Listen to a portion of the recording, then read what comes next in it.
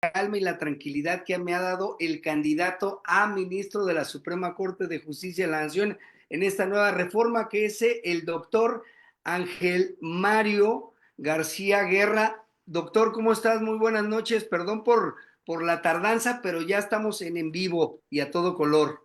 Hola Isaac, muy buenas noches a ti y a tu audiencia, a quienes te siguen en tus redes sociales.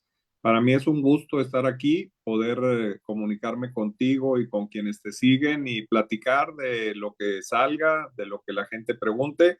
Y bueno, ningún proceso humano es perfecto, así que no pasa nada que nos hayamos retrasado algunos minutos. Lo importante es que ya estamos aquí. Gracias, profesor. Pues bueno, muchas gracias a todas las personas que ya nos estaban ahorita preguntando en redes. Oye, no podemos ver. Pues bueno, vamos a hablarlo rapidito. De hecho, déjeme decirle que en este tiempo, mi querido doctor, no tenemos tiempo. Podemos tomarnos 40 minutos, 1 hora, 2 horas, 3 horas, porque estamos libres en esto. Y bueno, quiero Excelente. comentarles del doctor Ángel Mario García Guerra, que es, pues bueno, es doctor en Derecho. Él es magistrado ahorita con licencia del estado de Nuevo León y contiende con la boleta número 46 a ser candidato de la Suprema Corte, de ministro a la Suprema Corte de Justicia de la Nación. Esto quiere decir que el doctor Ángel Mario puede ser votado y será votado de todo lo largo y ancho del país.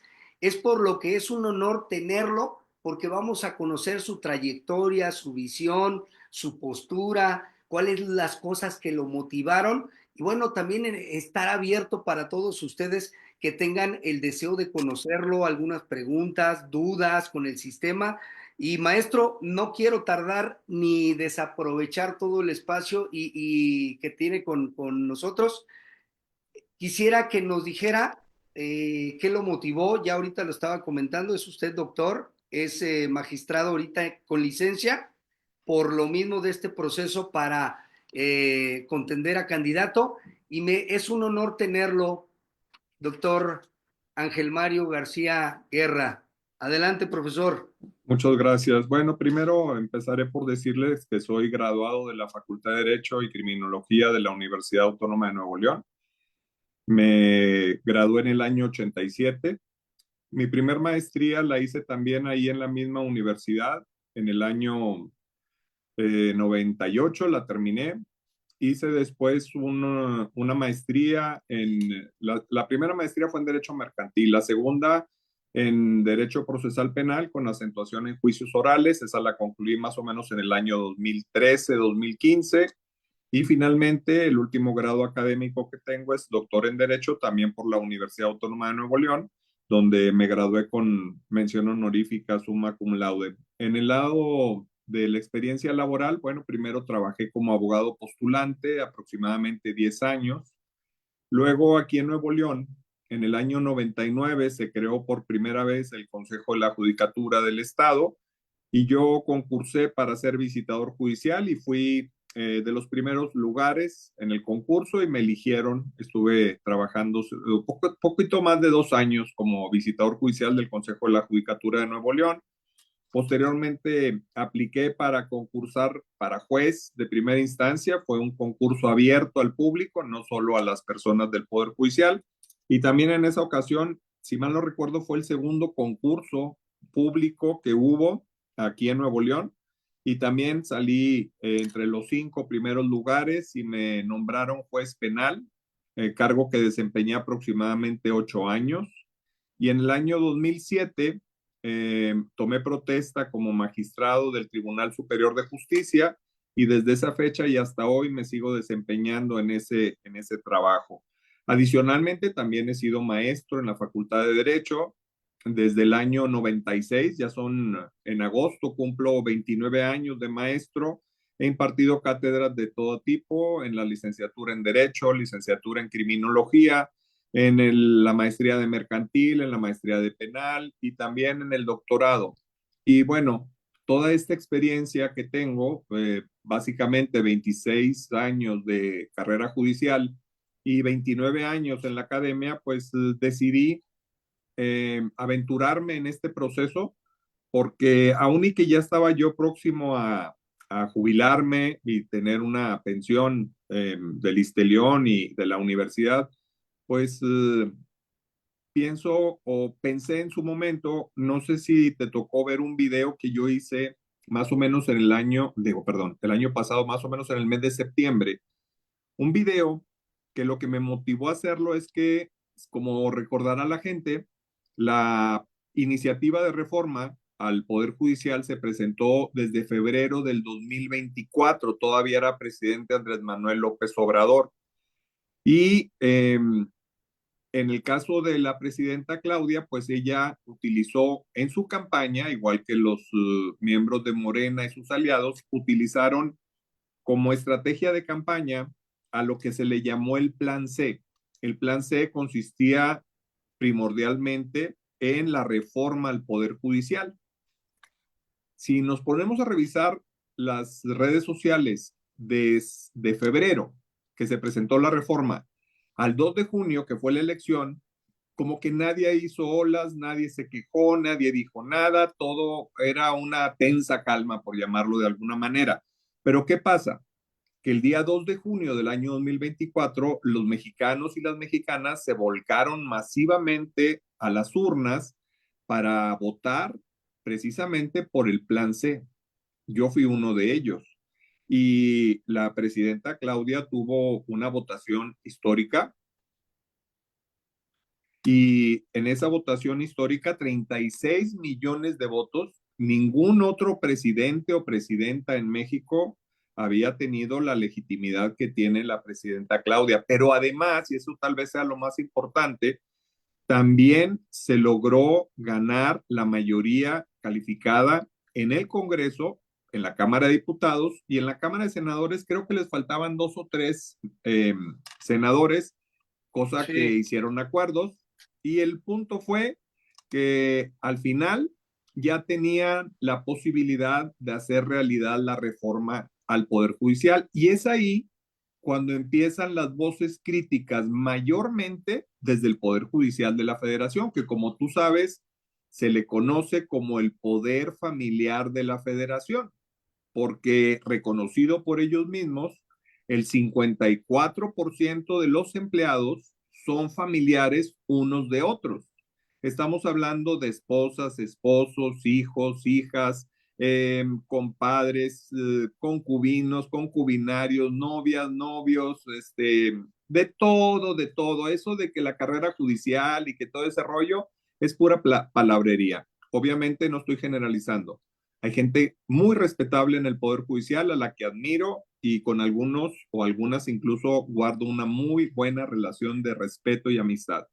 Pero entonces la gran mayoría empezaron a hacer como tipo una campaña de crítica y de decir que todo se iba a acabar, que ya no iba a haber independencia judicial, que cualquier persona iba a llegar a ser juez o magistrado, incluso ministro, que incluso personas sin profesión de abogado, con cualquier tipo de oficio, bastaba con que llevaran unas cartas de unos vecinos, se podían inscribir y que podía llegar a ser un electricista, un bombero o un plomero, que son oficios muy respetables y además muy necesarios en nuestra comunidad, pero que ellos podían llegar a ser jueces. Vaya, hubo se le dice, un nado sincronizado en los medios tradicionales de comunicación, pero sobre todo en todo el Poder Judicial Federal, de crítica, crítica, está mal, esto es lo peor que le va a pasar a México, vamos a vivir un caos, etcétera. En ese contexto fue que a mí se me ocurrió hacer un video donde desde el interior del Poder Judicial, yo no trabajo en el Poder Judicial de la Federación, trabajo en el Poder Judicial del Estado, pero mi trabajo está íntimamente relacionado con el trabajo que hacen ellos, es decir, conozco desde adentro el Poder Judicial Federal, aunque no trabaje ahí. Y entonces a mí se me ocurre la idea de hacer un video y publicarlo, por supuesto, dándole a la gente una opinión distinta. Tengo entendido que fui el primero a nivel nacional que trabajando en el Poder Judicial se manifestó públicamente a favor de la reforma.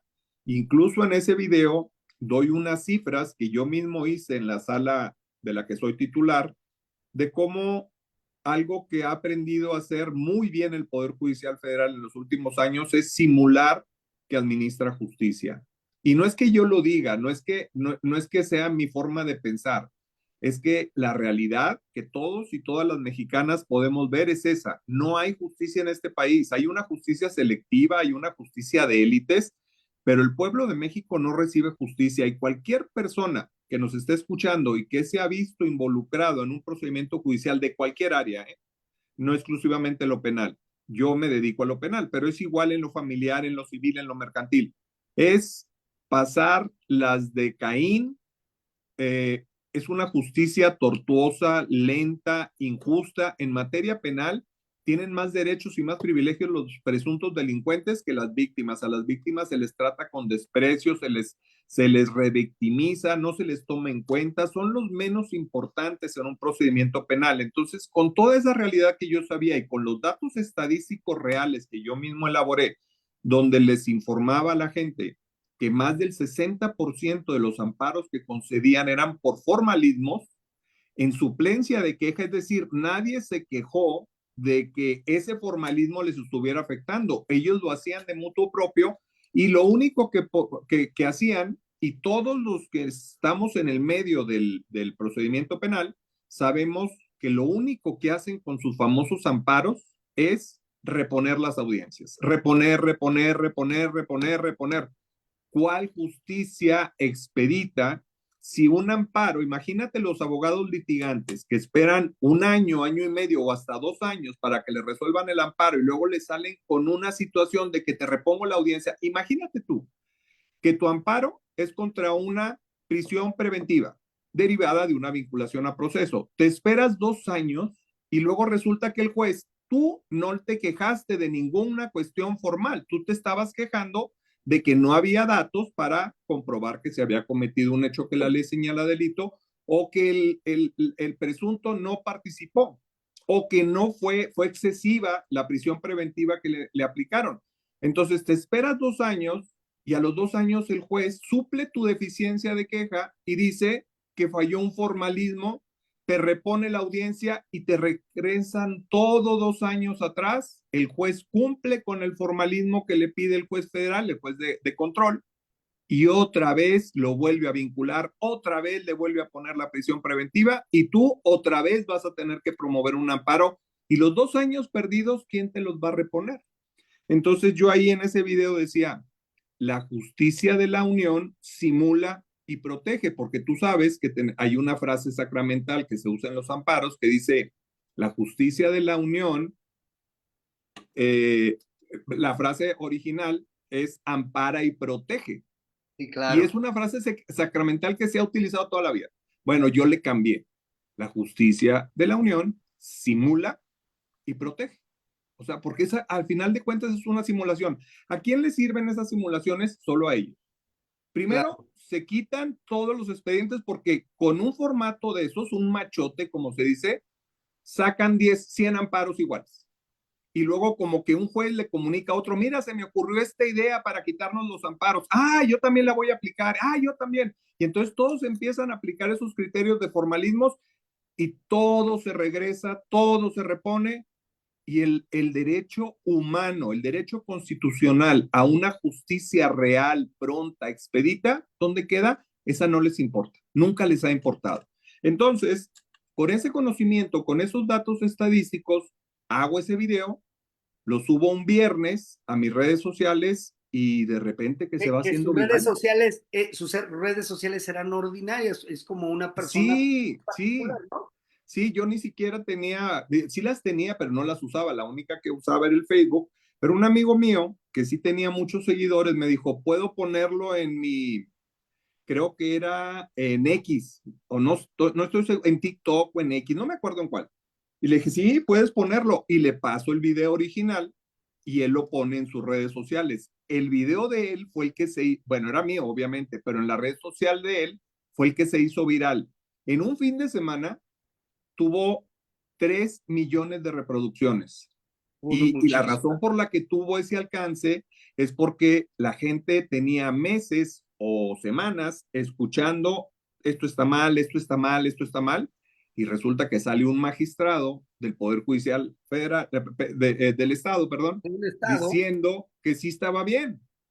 Entonces, bueno, pues me hice muy famoso, no era esa mi intención, y cuando ya era una realidad la reforma, pues me empezaron a decir, oye, ¿y por qué no te inscribes? ¿Por qué no? Y la verdad es que lo pensé y un día tomé la decisión que, pues precisamente, ¿por qué no? Si yo mismo estoy diciendo que creo en la Claro, reforma, si yo claro. mismo estoy diciendo que es algo bueno, pues sería incongruente que yo no me inscriba pensando en que no puedo ganar porque los candidatos ya están tamaleados por los políticos. Entonces, mírame, aquí estoy ya en la boleta de elección.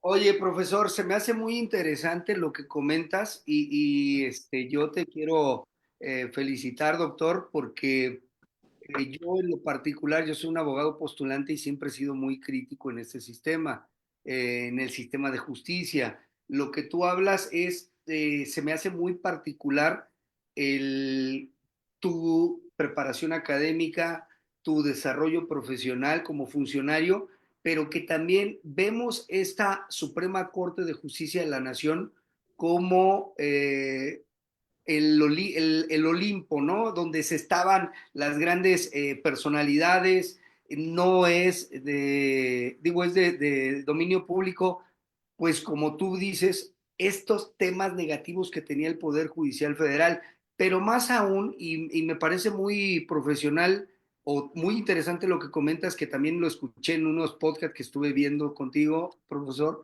fue este retardo a la justicia, esta simulación que poca gente lo puede comentar porque a veces viene de este Poder Judicial de la Federación y a veces no se atreven a comentarlo, ¿no?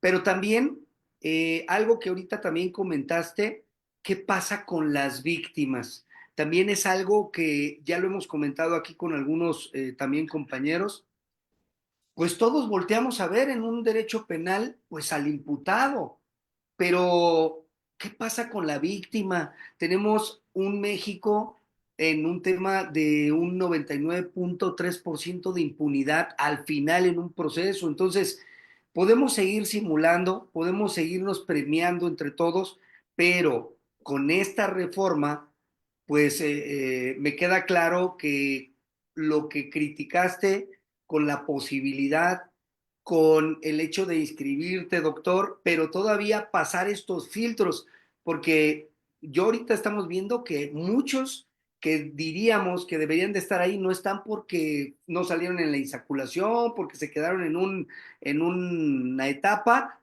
y por algo estás en la boleta, en el número 46, doctor, y pues pues felicidades y a echarle todas las ganas, porque a todas las personas que nos están viendo y que ya están comentando, el doctor Ángel Mario va a estar esperando el voto a lo largo y a lo ancho de toda la República Mexicana, doctor. Es correcto, fíjate, y acabas de decir un tema muy importante. Tú eres abogado litigante, tú representas a personas y te puede tocar representar a un imputado o acusado, como también te puede tocar representar a una víctima.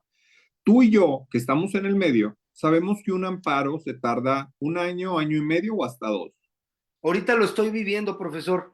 Perdón A por lo ver, pero lo ¿qué estoy te dice tu viviendo. cliente? ¿Qué te dice tu cliente? ¿Cómo que no pasa nada? A ver, abogado, hablé con usted hace un mes y me dijo lo mismo. Ya pasaron 3 meses, abogado, y usted me dice lo mismo. Ya pasó 6 meses, abogado, y usted no me resuelve nada. Si tu cliente además está preso, oye, abogado, ¿qué está pasando? ¿Por qué no me resuelven? Tengo 3 meses preso, tengo un año preso.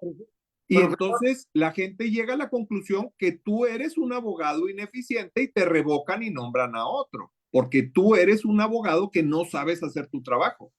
exactamente, le voy a narrar rápido a todos los compañeros. Están ahorita, le voy a leer algunos comentarios, pero fíjese, tengo un asunto de un delito que lleva prisión preventiva oficiosa, se vincula, se va a la apelación, se va al amparo, hay una reposición por una falta de una asistencia consular, se repone el procedimiento, entramos al tema de este paro que se hizo en el Poder Judicial de la Federación, ya lo retornaron, recancelaron los tribunales, lo mandaron y tenemos año y medio en donde dice uno, está detenido, pero no puedo seguir el procedimiento adelante, no lo puedo seguir esto, yo tengo que informarle, como usted bien lo dice, como postulante, día a día, noticia a noticia, le tengo que estar informando a la familiar, a esta persona les tengo que dar evidencia de que estoy yendo y el asunto no camina. Y este es uno de lo que yo estoy viviendo, pero que a nivel nacional, Miles, miles. miles en todo México. Es una justicia tortuosa para todos, una justicia que privilegia la impunidad, porque tú dijiste hace rato, yo tenía la cifra del 98% de impunidad, tú hablabas del 99.3 o algo así de impunidad. Es una cifra alarmante, es una, en gran medida, esa impunidad es un factor que detona la inseguridad que estamos viviendo, porque si a un delincuente no lo castiga nadie, ¿tú crees que va a haber algo que lo detenga para que cometa un delito? El derecho penal, voy a tratar de ser muy claro para que las personas no abogadas que nos están escuchando, que seguramente hay muchas, eh, el derecho penal tiene tres finalidades y las tres finalidades no las puedes separar, van juntas. Si las separas, el derecho penal no funciona. Primero, la prevención o la disuasión del delito. ¿Por qué? Porque en el proceso mental de las personas, cuando deciden cometer un delito, hay una parte, se le conoce como el proceso intercriminis o el camino del delito, hay una parte en la mente del sujeto activo donde dice, ¿lo hago o no lo hago? ¿Cometo el delito o no lo cometo? Esto puede tardar segundos o puede tardar meses. En ese proceso se busca que el temor a ser castigado, a ser llevado a la cárcel, influya para que el posible delincuente diga, no, mejor no lo voy a hacer porque no quiero que me metan a la cárcel. Entonces, ¿qué pasa? Que en México eso no está funcionando. Porque si el delincuente sabe que tiene 98% de probabilidad de que no le haga nada, pues es como una invitación a que cometa delito. La segunda finalidad es del derecho penal es el castigo, precisamente para aquellos que no les importó y como quiera cometieron el delito, o sea, decidieron por un sí, sí lo voy a cometer. Entonces es cuando el derecho penal castiga a quien tomó la decisión de sí cometer un delito. Tampoco está funcionando porque ante la falla de cualquier formalismo les dictan una sentencia absolutoria o simplemente ordenan que los pongan en libertad. Tampoco estamos cumpliendo con esa parte del derecho penal. Finalmente, como número tres, el derecho penal también busca la reinserción social. Lo lees en el artículo 18 de la Constitución y bueno, hasta te enamoras del artículo 18, de lo bonito que está redactado, lo bonito que dice ahí, pero nos vamos al México real y tampoco se está aplicando ninguno de los renglones del artículo 18 de la Constitución. Yo no estoy diciendo que el 100% de estas situaciones sean atribuibles al Poder Judicial.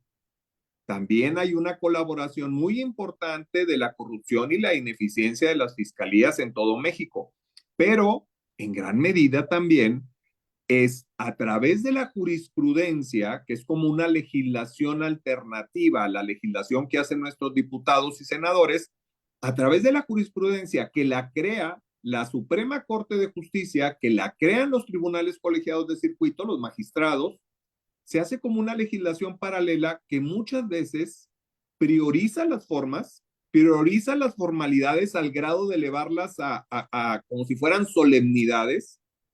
Y entonces ellos tienen un ideal, personas que muchas veces jamás en su vida se han parado en una agencia del Ministerio Público, que no tienen la más mínima noción de cómo funcionan las agencias del Ministerio Público. Ellos tienen un ideal de una investigación perfecta, que sea tal cual como la letra de la ley lo dice, renglón por renglón, párrafo por párrafo, punto por punto, coma por coma. Cualquier cosa que se escape de ese ideal que ellos tienen en el Poder Judicial de la Federación es o repongo el procedimiento o dicto una absolutoria. Las investigaciones perfectas no existen en ningún país del mundo, pero en México, a través de la jurisprudencia, se ha establecido que la investigación del Ministerio Público debe de ser blanca, pura, nibia. No existe una investigación ahí en ningún lugar del mundo, pero en ningún lugar del mundo tenemos un poder judicial tan Claro. protector de delincuentes y que a través de la jurisprudencia hacen una legislación paralela que prácticamente hace nugatoria la aplicación del derecho penal. Y eso es muy grave y todos esos factores son los que a mí me llevaron a inscribirme a este proceso porque no puedes hacer cambios desde afuera. La única forma de hacer cambios es hacerlo desde adentro.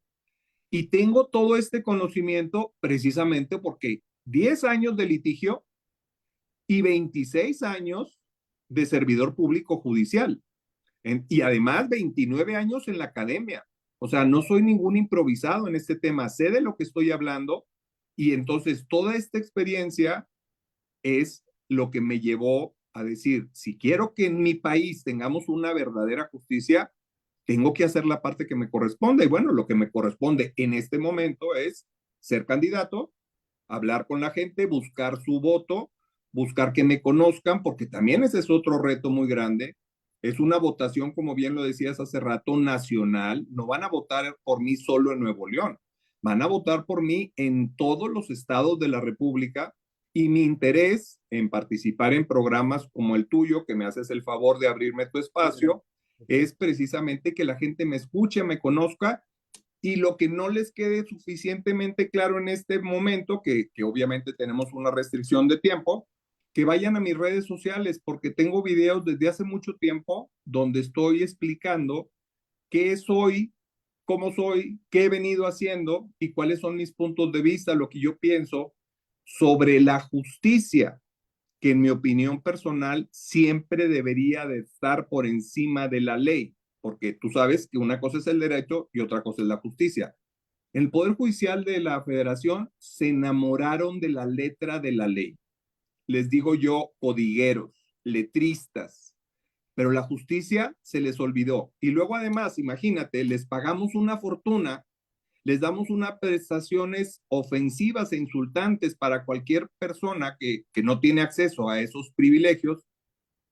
Y mira, si hicieran su trabajo, que les paguemos bien pagados, pero además de que reciben unos salarios que son ofensivos, les importa un comino los justiciables. No les interesan los justiciables. Se divorciaron del pueblo hace muchos años y se enfermaron de una soberbia que todavía a estas alturas me encuentro comentarios en mis redes sociales y los puedo identificar que son empleados resentidos del Poder Judicial porque ellos se sienten tocados por Dios, que Claro. solamente ellos son capaces de trabajar en el Poder Judicial de la Federación. Ninguna otra persona tiene la capacidad más que ellos. Eso lo único que demuestra es la soberbia que los perdió y la soberbia que los llevó a que el pueblo exigiera esta reforma que hoy en día es una realidad. Fíjate, doctor, que antes de leer algunos comentarios, hay una secuencia que yo creo que también estás enterado por parte también del presidente de los Estados Unidos de América en este tema de la Corte, de la Corte Suprema, que también hay un coto, hay unos cotos de poder y en México, pues bueno, no lo podemos negar, lo que se venía pagando en un ministro era el funcionario de impartición de justicia que más ganaba en el mundo, en México. Entonces, esto viene siendo una revolución. A mí me parece... Pero te voy a interrumpir un segundo nada más. Sí, sí, Hay que decirle a la gente que no sabe cómo llegaban los ministros de la Corte. No venían con claro. carrera judicial. Eran escasos, eran excepciones las propuestas a ministros de gente con carrera judicial. En este momento sí hay algunas o algunos que sí tenían carrera judicial, pero la regla eran que eran políticos amigos del presidente en turno. Entonces, eso de que están destruyendo la carrera judicial, por amor de Dios, se vendían los exámenes para jueces y magistrados, se elegían a ministros amigos del presidente en turno. ¿Cuál carrera judicial, hombre? ¿Cuál independencia judicial se está poniendo en peligro? Perdón que te interrumpí. No, no, sí, de hecho, doctor, yo hice varias cápsulas e historia en el sentido de cómo se fue modificando ese artículo 96 hasta que los presidentes, pues era muy fácil, yo te llevo mi terna, si no me la apruebas tu Senado, yo lo voy a escoger. Y cuando viene esta revolución que se permea no nada más a ministros, sino magistrados y hasta jueces, que bueno, es inédita esta elección, todavía vemos este diálogo de los opositores de decir, es que él va a poner a los A sus ministros. amigos. Entonces, algo muy interesante en ese sentido, pero yo ahorita quiero hablar de lo que estamos comentando del doctor Ángel Mario, porque tienes tres cuestiones. La cuestión de la experiencia judicial, la de ser funcionario, que aunque estés en el más alto nivel del tribunal en un estado, tienes día a día contacto con la Suprema Corte, porque eran resoluciones, llegan, entonces conoces también comunicación entre los estados, entre la Suprema Corte, el tema de la cátedra que te lleva a estudiar temas jurisprudenciales, o sea, tienes ese perfil de conocer estos sesgos que necesita la Corte. Y fíjate que mi querida Cielo Won, ella es una compañera desde Campeche, te está haciendo unas preguntas y si me permites te las puedo hacer, mi Con querido todo doctor. gusto. Mira, dice ella, buenas noches, saludos desde Campeche. Como ciudadanía quisiera saber ella, ¿qué puede opinar sobre estos candidatos que se infiltraron? Yo creo que es la noticia que traemos ahorita y que también ya traen al presidente del Senado, pero a todo lo que da. Con relación a los filtros, no sé si Yo pienso, no sé, solo, no sé, no conozco a detalle la noticia, pero sí escuché una entrevista que le hicieron al líder del Senado, al senador Fernández Noroña, y bueno, pues él dio una explicación bastante convincente. Pudieron haber errores humanos. A ver, todo proceso humano tiene errores, nada es perfecto. Y más aún, aquí creo que están hablando de abogados que fueron representantes. defensores de narcos. No nos olvidemos, primero, no nos olvidemos que en este país, narco o no narco, todos tenemos derecho a una defensa legal. O sea, no podemos quitarle los derechos constitucionales a unas personas sí y a otras personas no. El principio de igualdad en derechos humanos aplica para todas y todos. Eso es lo primero que diría. Y obviamente los abogados están para eso, hicieron una promesa cuando se graduaron de defender a quien tengan que defender, ese es su trabajo. Entonces no podemos estigmatizar a un abogado porque defiende narcos, es el primer punto. Segundo punto, imaginemos que no solo eran abogados de los narcos, sino que eran parte de la organización criminal, que también sabemos que hay casos. ¿Qué va a pasar? Pueden pasar también que algunos perfiles no idóneos por falta de experiencia o por otro tipo de corrupción que no sea necesariamente el narco, también lleguen a ser jueces o magistrados. ¿Cuál es la diferencia y por qué a mí no me alarmaría este tema? Porque por primera vez en la historia de este país, a partir del 1 de septiembre de este año, vamos a tener un tribunal de disciplina judicial. Nunca antes habíamos tenido algo así. Teníamos un consejo de la judicatura que era presidido por el mismo El presidente presidente de de la la Suprema Corte. Es Corte. decir, se ponía una capa, se volteaba y se ponía la otra capa. Pues esa es una simulación. Pero además, si alguien no me quiere creer, piensan que estoy hablando por hablar, vayan a la página de la Suprema Corte, específicamente del Poder Judicial Federal y específicamente del Consejo de la Judicatura, que se creó en el año 94, empezó a funcionar creo que en 95.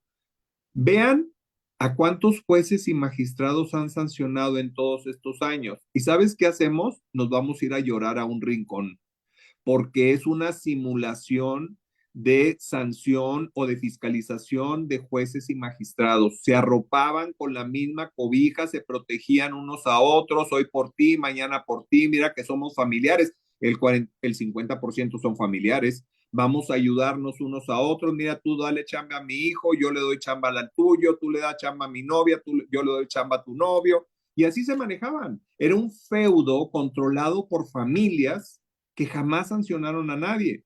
Entonces podían hacer y deshacer, ser todo lo corrupto, liberar a cualquier delincuente y no pasaba nada. Todavía al día de hoy sigue eso vigente.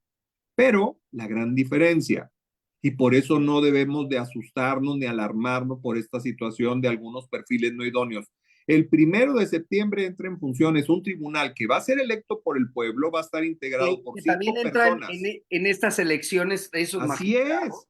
También van a ser 3 mujeres y 2 hombres, y aquí aprovecho el espacio para también decirle a todos los que nos están escuchando o viendo que se fijen muy bien en esos perfiles. Yo lo he dicho en otras ocasiones, el Tribunal de Disciplina Judicial es tan importante o más que los ministros de la Suprema Corte de Justicia, porque ese tribunal es el que nos va a garantizar a todas y a todos que si algún infiltrado, corrupto, narco, incapaz, sin tener la idoneidad para ocupar el cargo, ponemos una denuncia, porque esa es otra cosa. A partir del 1 de septiembre, cualquier mexicana o mexicano en cualquier lugar del país va a poder poner una queja contra un juez o magistrado, cosa que antes no se permitía. Tenías que ser parte dentro del proceso para que pudieras interponer una queja. Hoy no.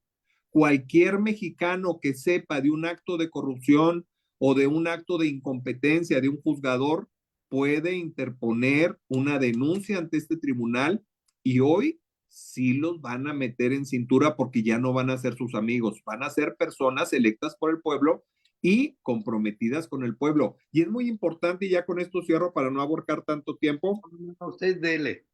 eh, yo creo que tú también lo has visto, yo los he visto, los videos, porque nos limitaron las campañas a las redes sociales. Entonces, lo que están haciendo o estamos haciendo las y los candidatos, yo todavía no salgo a piso a buscar el voto a las calles, pero ya lo tengo planeado. Por estrategia de campaña lo hemos manejado de manera diferente, pero hay muchas y muchos candidatos que ya en este momento andan en las calles contactando con la gente, hablando con la gente, acercándose a la gente para pedirle su confianza y su voto el día 1 de junio. ¿Cuándo en la historia de este país un juez o un magistrado andaba en la calle ganándose el voto? Y sabes qué, eso dentro de su conciencia, si la gente les da el voto, si la gente les da la confianza y los llevan a ocupar esos cargos de juzgadores o juzgadoras, van a saber que fueron a ese pueblo a pedirle su apoyo, a pedirle su confianza, y cuidado, cuidado donde los fallen. Cuidado y que traicionen al pueblo, porque este pueblo de México es un pueblo maduro, es un pueblo consciente, es un pueblo involucrado en la política, es un pueblo politizado. Y así como te llevan al triunfo, así te lo quitan también. Entonces, esto de estas campañas yo lo veo como algo positivo, aún y que pudiéramos criticar el estilo de algunas o algunos de hacer campaña, el estilo de hacer sus videos. Se han hecho críticas de algunos videos de algunos candidatos o candidatas. Para mí no tiene mucha relevancia. Yo en lo personal elegí hacer una campaña y videos muy serios, muy formales, porque esa es mi forma de ser, así es como he Personalidad, trabajado ¿no? siempre. Tu personalidad se Es siente mi cómodo. personalidad, sí, así lo decidí hacer. Yo entiendo que tal vez algunas o algunos candidatos pues no tienen muchos seguidores en sus redes sociales, y entonces, ¿qué necesito hacer? Pienso yo, pues voy a hacer un video que llame la atención, que se haga viral para que la gente vea mis redes, y ahora sí que los tenga, voy a hacer otro tipo de videos más formales, más serios, etcétera. Yo no lo vería tampoco como una cosa negativa. Para mí, con lo que me quedo es que todos y todas andan buscando el apoyo del pueblo, y eso no se les debe de olvidar cuando lleguen a esos puestos. Oye, doctor, pues ya mi querida amiga Cielo Won ya puso boleta 46 y puso el color morado. Entonces, vamos con ese tema. Fíjese que le está comentando otro candidato.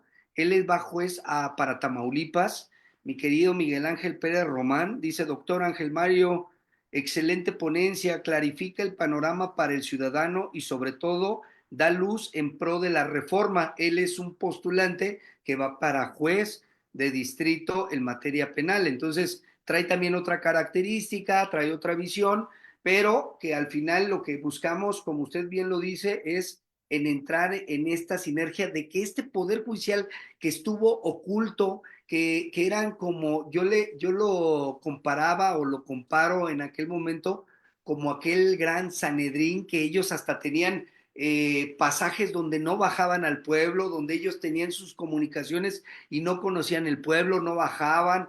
Entonces, se hicieron desde esa manera y ahorita, como bien lo dice, toda la gente tiene que abrir.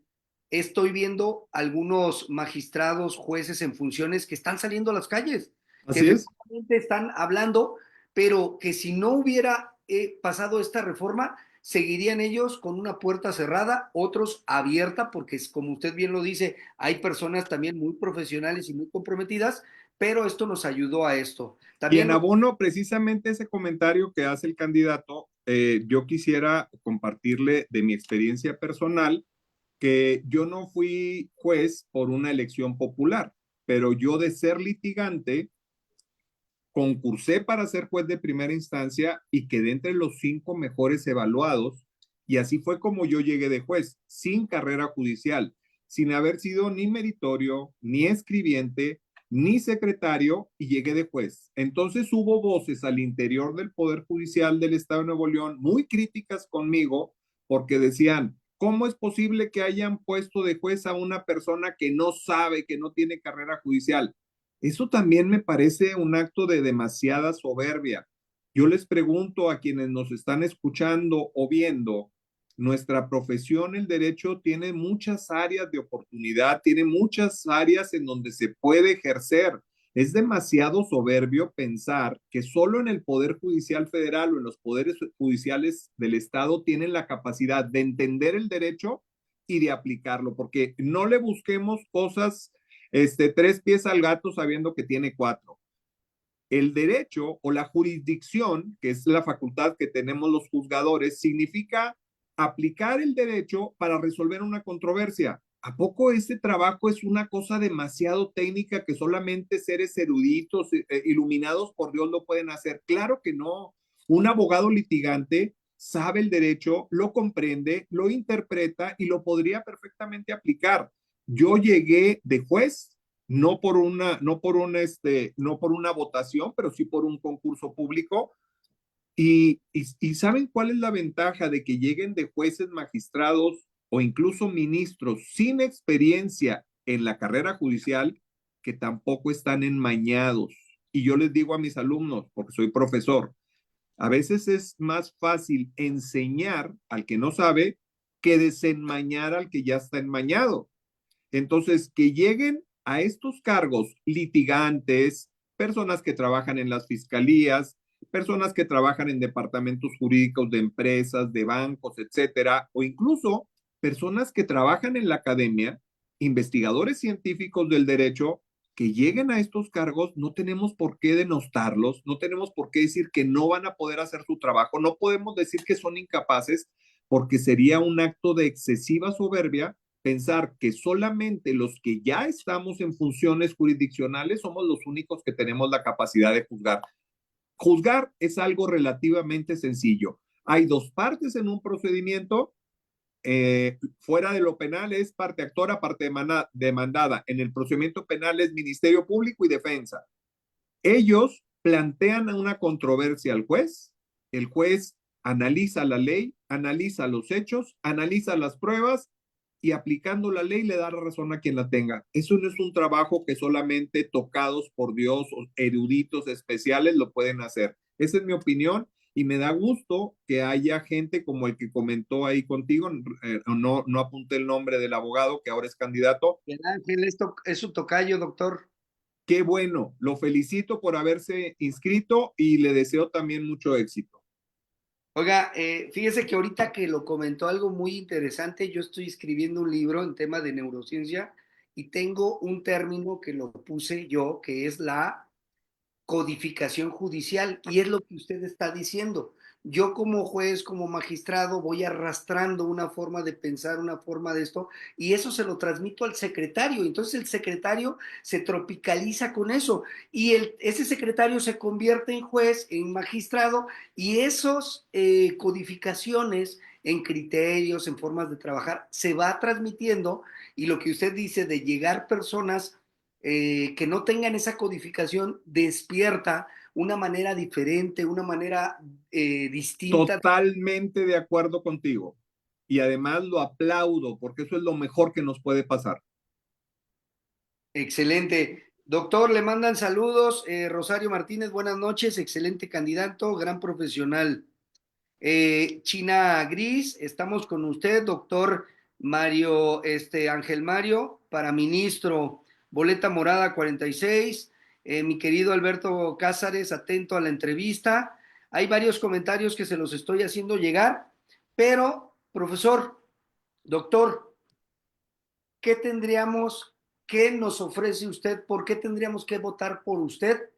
Que usted con esta autorreflexión nos pudiera decir, a ver, señores, ahí les voy por esto. Ya nos dijo tema académico, profesional, de la función, ya nos habló de esa sensibilidad que ve en el poder judicial, en los temas de materia penal, pero también recordar que la Suprema Corte pues revisa nuestro sistema judicial, se escala y solamente pocos asuntos se ven en la Corte.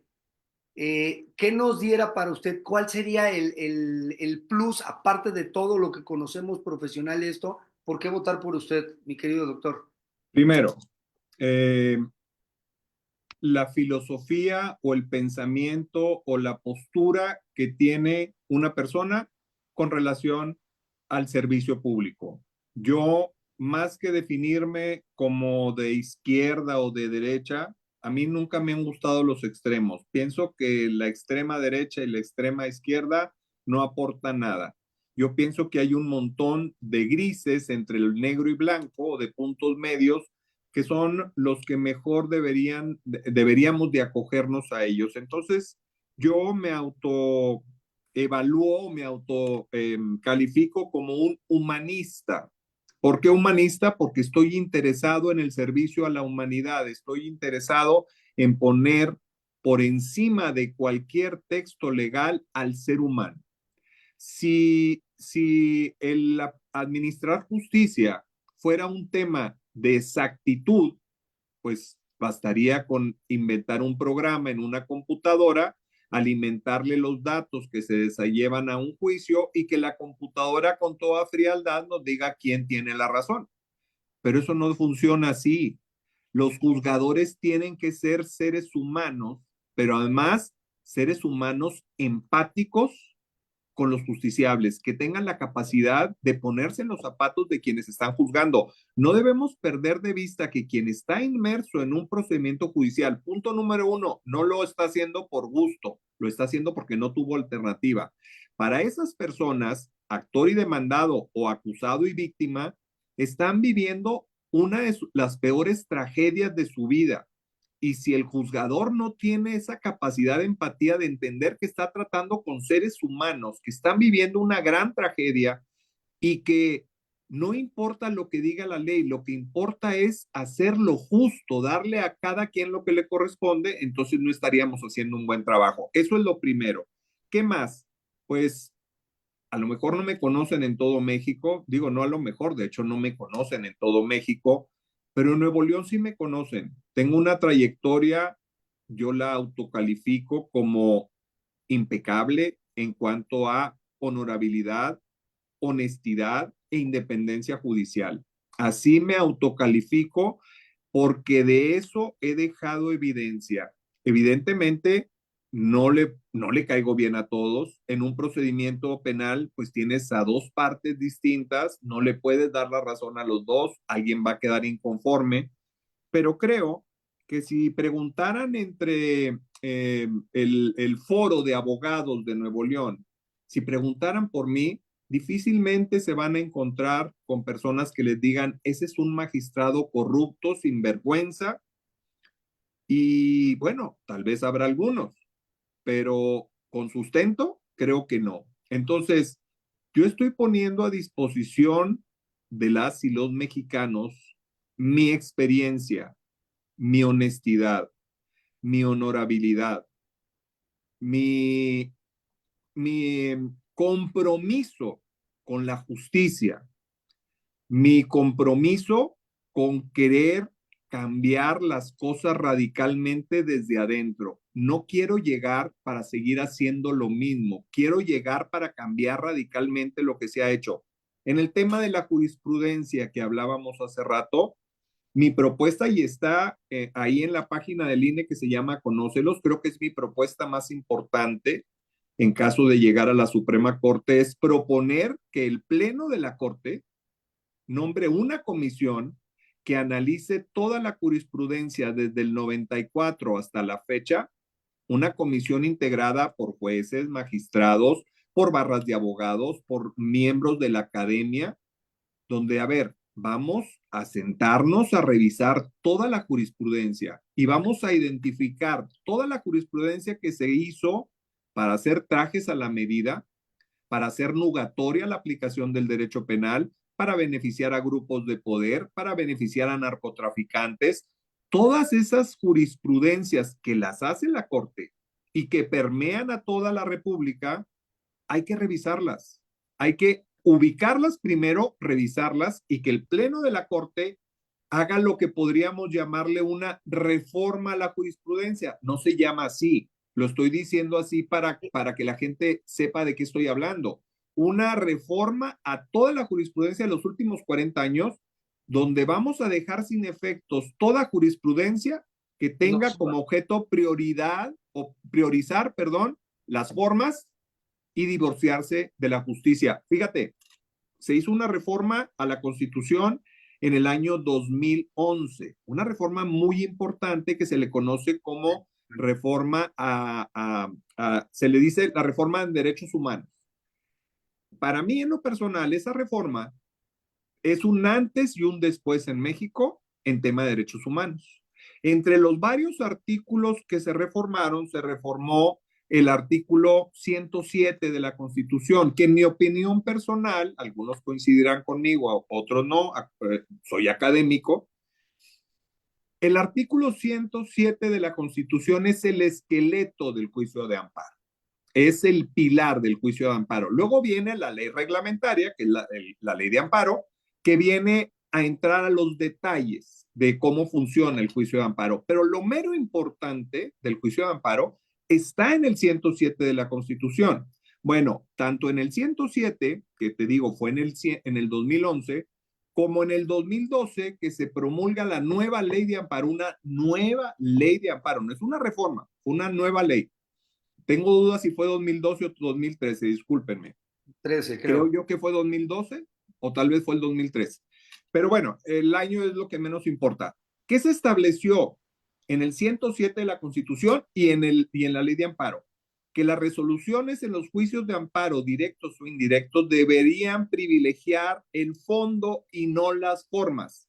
¿Qué hicieron los juzgadores federales con esto? Se lo pasaron por el arco del triunfo. No les importó el texto constitucional, no les importó el texto legal de la ley de amparo y a través de la jurisprudencia dijeron, no, señores, nosotros seguimos dándole prioridad a las formas sin importar que con resoluciones formales lo único que tenemos es una justicia legaloide, pero totalmente divorciada de la justicia, pero sobre todo totalmente divorciada del pueblo al que estamos obligados a servir todos los servidores públicos judiciales.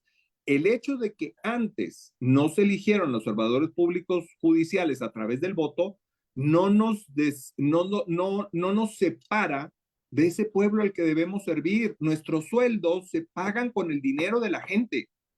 Y entonces, que nos creamos los juzgadores por encima de la gente, que nos creamos seres superiores, eso es lo que nos ha llevado a al lugar en el que estamos. Un poquito de humildad, somos seres humanos como cualquier otro.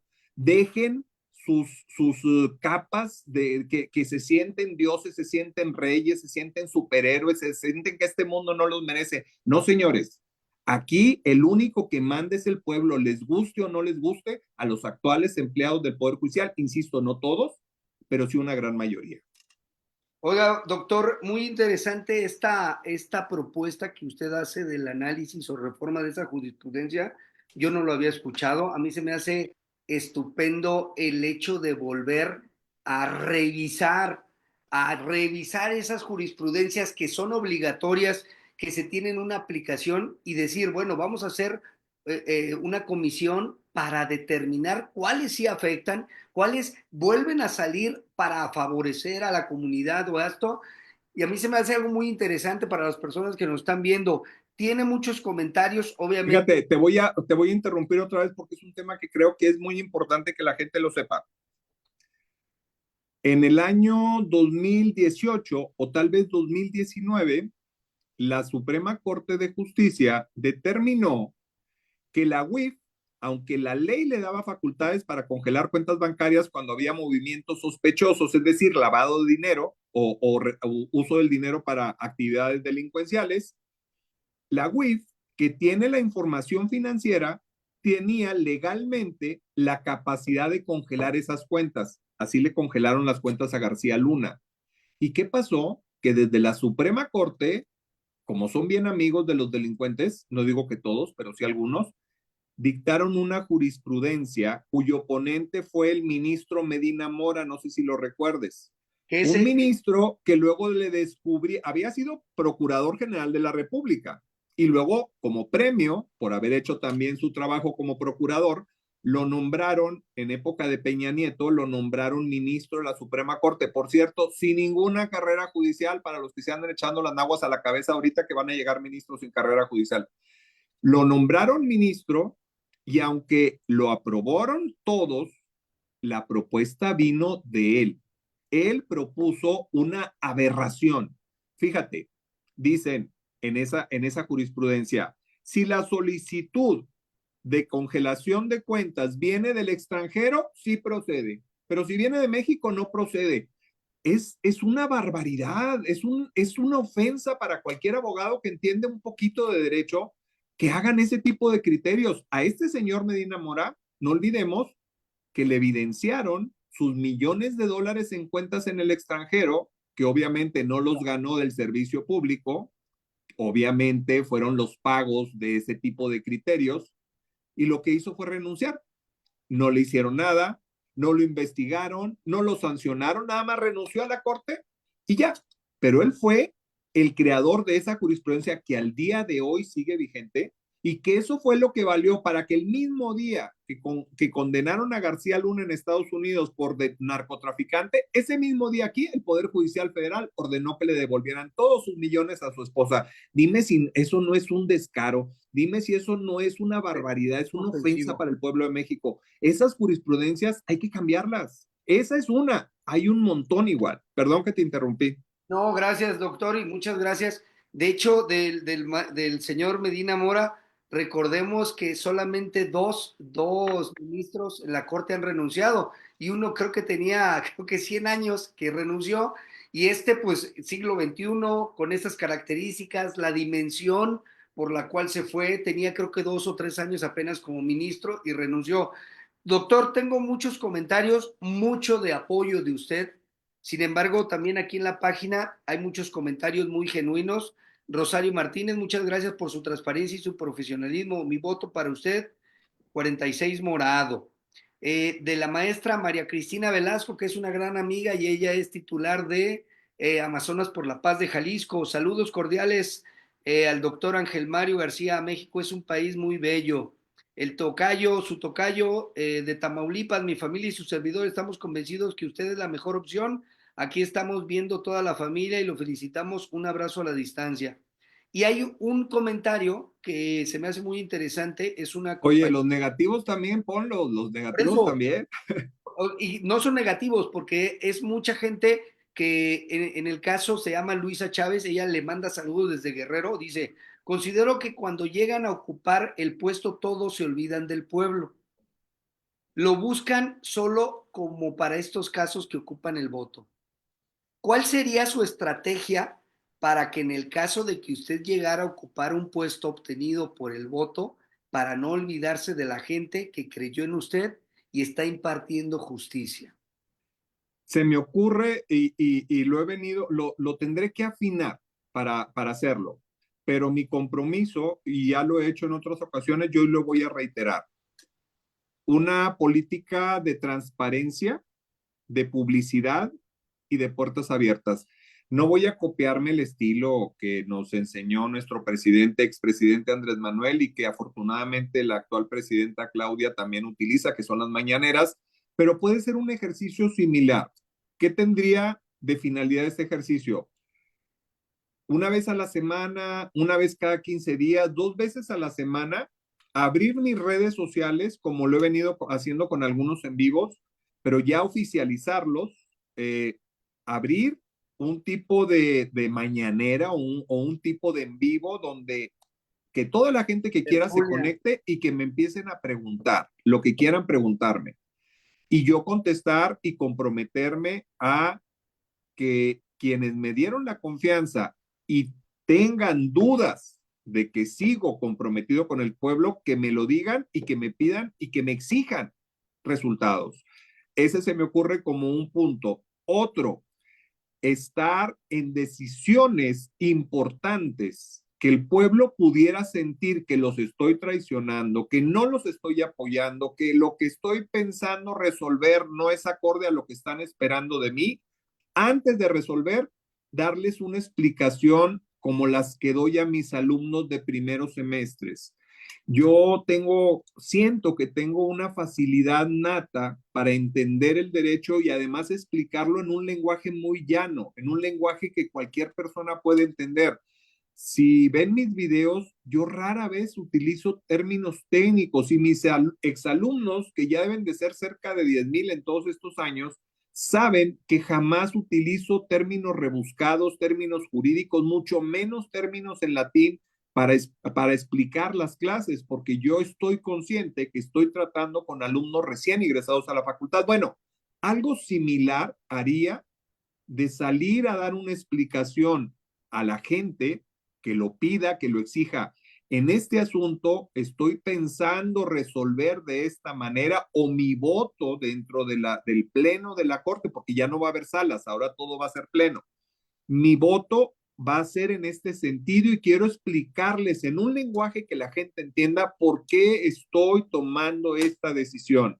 De tal suerte que, conformes o no, por lo menos reciban de mí, de cara al pueblo, una explicación. Y seguramente con el tiempo iré afinando y mejorando esto. Ahorita es solamente una idea que tengo, pero ya estando ahí, si la gente me regala su confianza, pueden estar seguros, y aquí doy mi palabra, como lo he dado en otros espacios, doy mi palabra que no voy a traicionar al pueblo, no les voy a dar la espalda y no tengo compromisos con nadie. Eso es algo que me ha caracterizado, eso es algo que he dejado evidencia en el Estado de Nuevo León. Tuve un conflicto con los diputados de Nuevo León precisamente porque ejerzo la independencia judicial.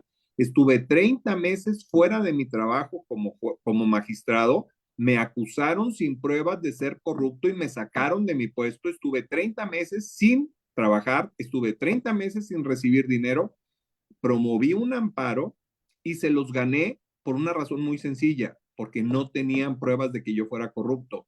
Y hubo, en ese caso en particular, un impresionante tráfico de influencias entre algunos miembros del Poder Judicial que conocieron de mi asunto y los diputados de Nuevo León. Esto no debió haber durado 30 meses de no haber sido por el tráfico de influencias. Y por eso les he contestado a todos los que me llaman traidor, me dicen que ni Judas fue tan traidor como yo, porque después de haber regresado a mi trabajo, gracias a ellos, que ahora yo esté hablando mal de ellos, a ver señores, si alguno está por aquí, se los vuelvo a repetir. No les debo ningún favor. Es su obligación tramitar los juicios de amparo. El juicio de amparo no es propiedad del Poder Judicial Federal. El juicio de amparo es una garantía constitucional que tenemos todas y todos los mexicanos.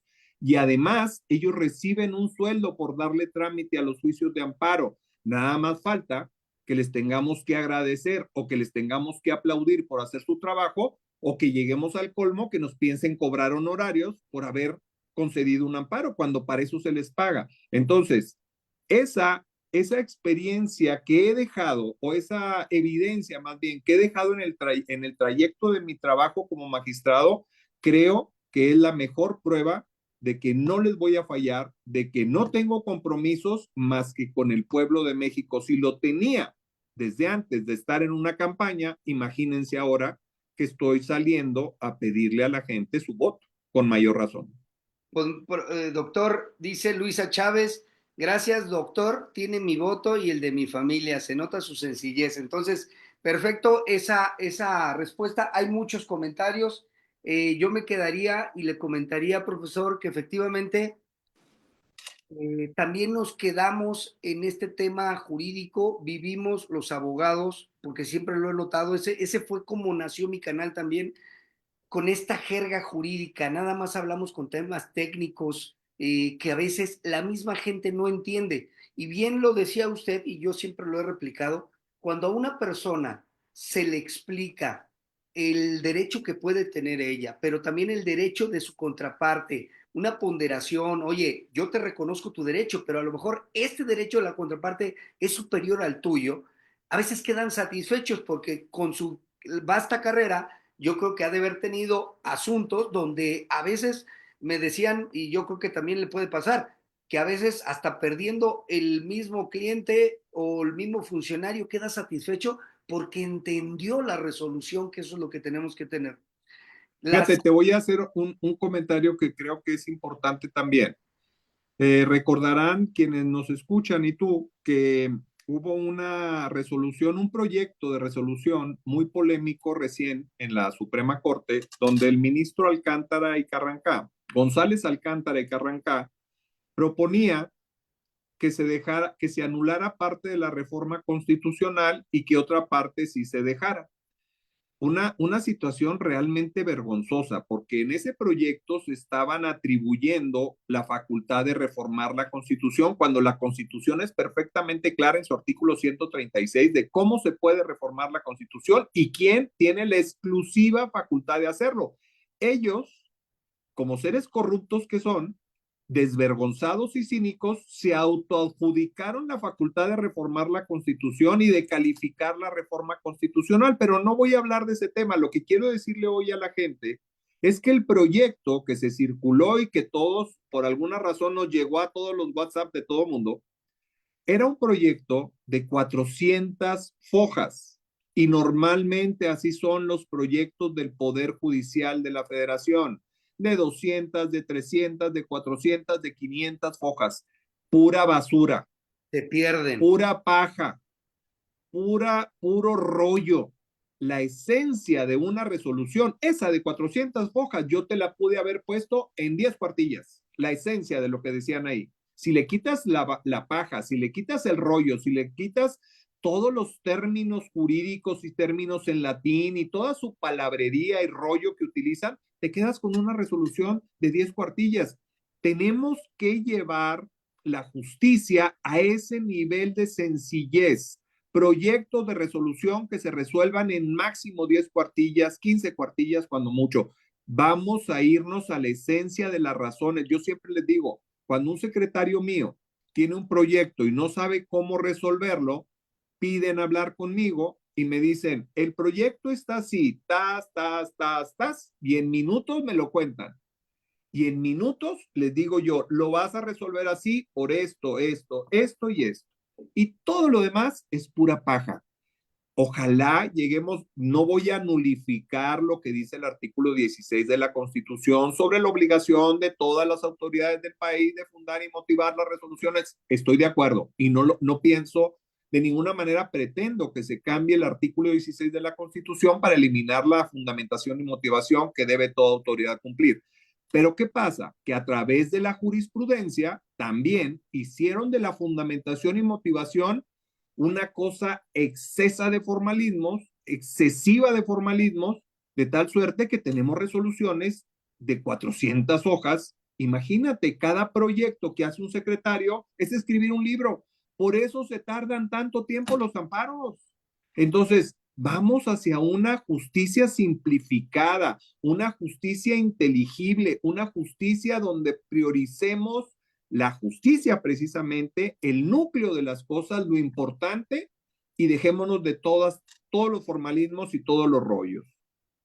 Profesor, pues le agradezco mucho, estamos llegando, ya cursamos la horita con un tema muy importante, con su perfil, con su motivación, con el proyecto que quiere hacer. Hay varios comentarios muy interesantes de Eric Rosas. Saludos, doctor. ¿Usted qué piensa de la reforma del artículo 19 con el aumento de los catálogos de prisión preventiva? ¿Cambiaría algo al respecto? ¿Reformas que vayan en contra de la prisión preventiva o del derecho por persona? Si quiere. Yo ya me pronuncié en ese sentido en resoluciones previamente en mi sala, donde estoy atendiendo a la resolución de la Corte Interamericana, donde nos pide inaplicar a todos los jueces del país, inaplicar esa parte del 19 de la Constitución, donde habla de la prisión preventiva oficiosa. Sin embargo, como digo una cosa, digo la otra. Ahora no solo tenemos el 19, sino que a finales de diciembre o principios de enero de este año se reformó la Constitución, donde se habla que las reformas a la Constitución no pueden ser impugnadas. Entonces se reforma la Constitución, se reforma el 19, se añaden nuevos delitos, pues voy a tener que aplicar una nueva reflexión. Y aquí aprovecho para decir, si analizamos la resolución de la Corte Interamericana, la fundamentación que están utilizando para decir que estamos violando el Pacto de San José, Costa Rica, no es cierto. O sea, la Corte Interamericana se equivocó en su resolución y ojalá que me disculpen, no pretendo yo, con mi opinión profesional, ponerme por encima de la Corte Interamericana. Pero lo que dice la Corte Interamericana en su resolución con los fundamentos que están utilizando, no hay correspondencia. Pero también no podemos alejarnos que no estamos para cuestionar las resoluciones de la Suprema Corte de la Corte Interamericana, porque formamos parte de un pacto americano que México reconoció con la firma del Ejecutivo y con la aprobación del Senado, y por lo tanto, bajo el principio, voy a tenerlo que utilizar porque así se le conoce, pacta sunt servanda, que parece un conjuro, pero lo que significa es que estamos obligados a respetar el derecho internacional, pues no podemos desatender esa resolución, aunque si la analizamos, podemos llegar a la conclusión que no tienen razón los miembros de la Corte Interamericana. No es cierto que el artículo 19 de la Constitución esté violentando el Pacto de San José, Costa Rica, y en otra ocasión, si tú me das la oportunidad, puedo explicar con más detalle por qué no estoy de acuerdo con esto. Perfecto. Profesor, antes de terminar, y digo, yo le propongo que si llega como ministro, que esperemos que se dé una vueltita aquí en los jueves de en vivo y que también sea un canal si es que usted lo decide, también para que tenga esa cercanía con las personas que se tiene. Aceptado. Hay muchos comentarios, ya tiene por ahí, yo creo que en el transcurso del día o de las semanas que queda ahí volando todavía recorriendo este video pueda contestar algunas preguntas. Siempre le pido una reflexión a usted ahorita, doctor Ángel Mario García Guerra, con número de boleta 46, va para ministro de la Suprema Corte de Justicia de la Nación. ¿Qué reflexión nos daría para que se despida? ¿Cuáles son sus redes sociales? ¿Dónde lo pueden encontrar? Que ya lo vi que está muy activo, que está por salir a la calle y que lo esperen. Una reflexión, mi querido doctor, y muchas gracias por este espacio que tuvo con nosotros. Con esto cierro, esta reforma judicial fue producto de un plan C que conquistó a las y los mexicanos, entre ellos yo, y nos volcamos a las urnas el 2 de junio del 2024 a votar masivamente para que este plan C tuviera el resultado que está teniendo y que es precisamente esta elección judicial. Yo les digo a todas y todos, el plan C no está concluido, estamos en la recta final. Si no vamos a votar el 1 de junio, el plan C no sirvió de nada, pero además tenemos un compromiso mayor, no solo es ir a votar el 1 de junio, es analizar los perfiles de todas y todos los candidatos. En la página del INE hay una sección que se llama Conócelos y ahí puedes ingresar, pones tu número de distrito electoral que te corresponde y vas a encontrar los nombres, los perfiles y de esos candidatos y candidatas, analízalos, luego vea sus redes sociales comprométete por favor con tu país, regala a México 2 horas máximo ese día 1 de junio, pero previamente analiza para que elijas a los mejores perfiles.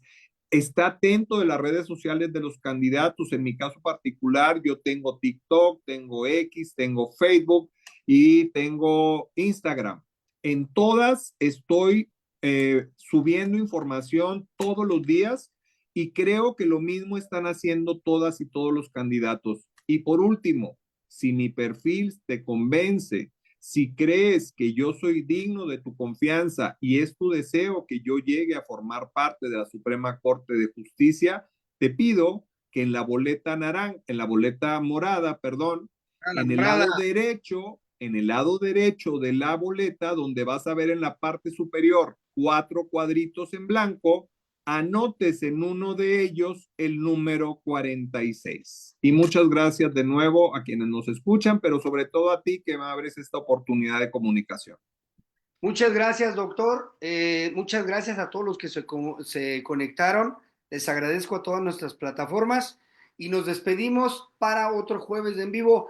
Doctor, nos despedimos de la audiencia y espérenme un segundito Muy para bien. ya irlo tras las cámaras. Así es que muchísimas gracias. Nos vemos. Les agradezco a todos esta atención que han tenido.